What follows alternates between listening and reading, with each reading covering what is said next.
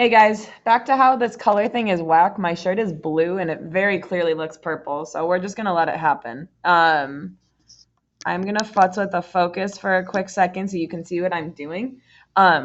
So like I said in the directions, watch this video if you missed any of the pretest questions. Rule number 1, skip ahead if you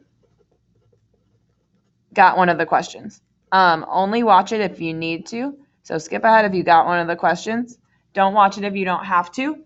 Number 2, watch solving by hand or calculator. You don't have to watch both unless you want to, but pick one so that you can watch. So I'm going to do this one. So number 1, it says solve. I see an equal sign. That also shows me that I'm supposed to be solving. I have 4 minus 5 times x plus 1 equals 2 minus 3x. First thing I'm going to do is draw this line to help me keep track of what I need to do and what is on which side, because I know that if I want to move something over this line, I have to use the opposite or my inverse operations. So I'm going to look here. I have 4 minus 5 times x plus 1. I'm just going to focus on this side. This side's kind of a mess. I have to know what to do first. So I'm going to think about PEMDAS. I know that whenever I see these parentheses, that means I have to multiply. That comes before adding. So I have to multiply by distributing first. So I'm going to bring down my 4. Negative 5 times x. Remember, there's an invisible 1. So negative 5 times 1 gives me a minus 5x. Negative 5 times 1 over here gives me a minus 5 equals 2 minus 3x. So what I like to do when I see this, I'm going to look at my same side. I'm only looking at the left. That means I can combine like terms. So I know that I can say 4 minus 5. So off to the side, I'm going to look 4 minus 5. When I put that in my calculator, 4 minus 5 gives me a negative 1. I'm going to bring down my minus 5x equals 2 minus 3x. The first thing I notice here is I have an x on this side and an x on this side. What this tells me is I have to get my x's to the same side. I can move either one. I'm going to choose to move my minus 3x. So the opposite of a minus 3x is a plus 3x. And if I do it on one side, I have to do it on the other. And I know I'm going to add the 3 and the negative 5 because they both have an x. So I'm going to bring down my minus 1. Negative 5 plus 3 gives me a negative 2. Got to bring my x with me. Equals 2. Negative 3x plus 3x, that cancels out to 0, so I'm not worried about that one. All right, now I know I got to get this x by itself. I start with the thing that's farthest away from my variable, but also on the same side, so farthest away. My negative 1 is farther away than my minus 2. The opposite of a negative 1 is a plus 1, so I'm going to do plus 1 over here, and if I do it on one side, I have to do it on the other. I'm going to bring down my negative 2x equals 2 plus 1 is 3. My last step, I know negative 2x is really negative 2 times x, so I'm going to divide both sides by negative 2. This is going to cancel out, so I have x equals negative 3 over 2. That is answer choice F. X equals negative 3 over 2. Okay, so pause here if you don't want to do it the calculator way and then skip ahead. I'm going to show you how to do it the calculator way right now as well. So I'm going to rewrite my equation. I have 4 minus 5 times x plus 1 equals 2 minus 3x. So there is a calculator direction sheet. Let me know if you want to see it in writing. I'm going to show you how to do this on the calculator though. So I'm first going to go to New Document. I pick it by clicking the middle button. I do not want to save my changes. And then I'm going to go to Add Graph.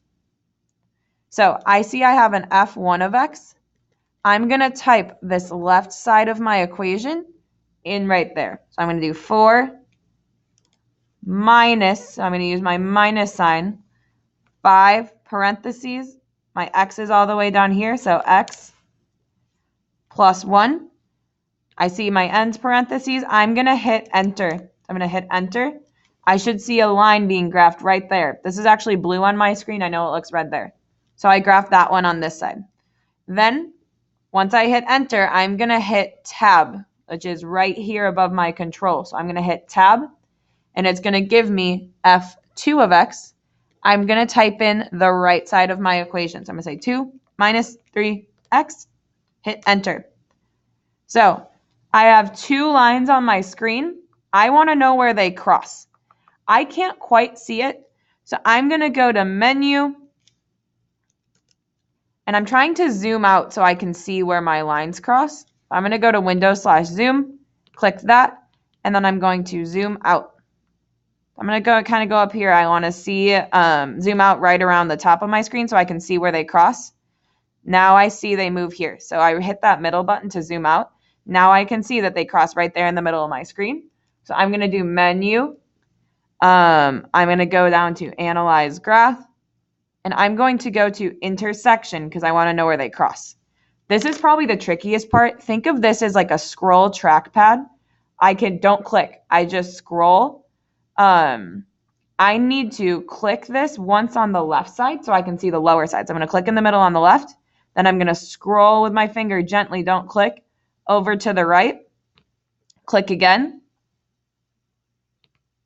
And I should see a point right here in the middle where they cross. So I need to find my cursor. I don't want that guy. I want the other one. So I see that the point where they cross is -1.5, 6.5. I know that points are written as x, y. I'm looking for that x value. So the value I care about is -1.5. I know that's a decimal. So I can go back to my calculator screen by hitting this button. And I can try and turn my fractions into a decimal. So again, I go -3 divided by 2. Then I hit Control Enter. And it's going to give me a -1.5. So I again know that my answer is F. Let me know if you have any questions, but we're going to move on. So again, in case you need to save it for later, I went to Menu, Analyze Graph, which is number 6, and then Intersection, which is number 4. So Menu, 6, 4. All right, this next one is very, very similar. I'm going to draw my line. I know this is an inequality sign instead, but I still draw my line through that because that tells me this is on one side and this is on the other. So the tricky part here is if I see a minus, I know my invisible number behind a minus sign is a 1. And I know that when I see parentheses, I have to distribute and I have to multiply first because that's PEMDAS. So I'm going to bring down my 1. I have -1 times 4 gives me a -4. -1 times 3x gives me a -3x is less than -3. So if I'm just looking at this side, I'm looking for like terms. I see like terms right here. 1 minus 4 gives me a -3. Going to bring down my -3x is less than -3. I'm going to start with the part that's farthest away from my variable or my letter, and that's my -3. The opposite of a -3 is a +3, and I got to do it to both sides. Going to bring down my -3x is less than -3 plus 3 is 0. Remember, -3x is really -3 times x, so I got to do the inverse or the opposite to undo that. So I'm going to divide by -3. So I have x. I'm going to leave my sign alone for now. 0 divided by anything, but 0 divided by -3 is 0. So I can cross out h and j because I don't have that 0. Now the last thing is which direction my sign should face. So if I remember, my rule for an inequality is that I divide by a negative, or when I divide by a negative, I flip my sign. So instead of facing that way, I'm now going to face this way. So my answer should be G. Excellent. Going to move on to the back side. Let's do number 3. It says a paper airplane was thrown from the top of a tall building. The height of the airplane above the ground can be used using this function right here, where x is the time in seconds the airplane has been in air. How many seconds did it take the paper airplane to reach the ground? So I'm going to write out my equation first of all. So I have y equals -1.5x plus 60. I'm going to figure out what x is. And it literally tells me right here, where x is the time in seconds. So I know that my x is going to be time. My y, on the other hand, is going to be my height.